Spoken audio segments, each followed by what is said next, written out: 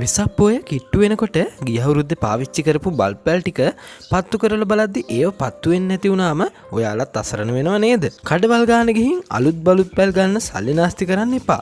අද EasyLazy YouTube නාලිකාව තුලින් මම ඔයාලට කියලා දෙන්නේ පිච්චුණු LED බල්බ් පැලක් රුපියලක්වත් වියදම් නොකර ගෙදරදීම විනාඩියෙන් ආයෙත් පත්තු කරගන්න ආකාරයයි. මේ බල්බ් පැල හදලා තියෙන්නේ ශ්‍රේණිගතව. ඒ කියන්නේ එක බල්බ් එකක් පිච්චුණත් මුළු වැලම පත්තු වෙන්නේ නැහැ. මුලින්ම කරන්න ඕනේ ප්ලග් එකට ගහලා බල්බ් පැලේ කොතනද ලෙඩේ තියෙන්නේ කියලා බලන එක. ගොඩක් වෙලාවට පිච්චුණු LED බල්බ් එක ඇතුලේ පොඩි කළු පාට තිතක් බලා ගන්න පුළුවන්. නැත්තම් වයර් එකක් ගැලවිලා ඇති. දැන් මේ පිච්චුණු බල්බ් එක විතරක් කපලා අයින් කරන්න. ඊට පස්සේ දෙපැත්තේ තියෙන වයර් කෑලි දෙක පොඩ්ඩක් පාදලා එකට එකතු කරලා හොඳට අඹරන්න.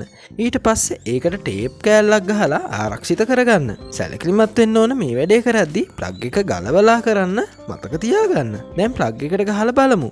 ඔන්න බලන්න මුළු බල්බ් පැලම ආයෙත් අලුත් එකක් වගේ ලස්සනට පත්තු වෙනව නේද?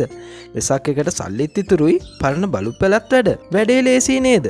වීඩියෝ එක වටිනවා නම් ලයික් කරලා ෂෙයා කරන්න. තවත් මේ වගේ ප්‍රායෝගික දේවල් දැනගන්න EasyLazy YouTube නාලිකාව අදම subscribe කරන්න. මතකතුව bell icon එක ඕල් දාලා තියාගන්න.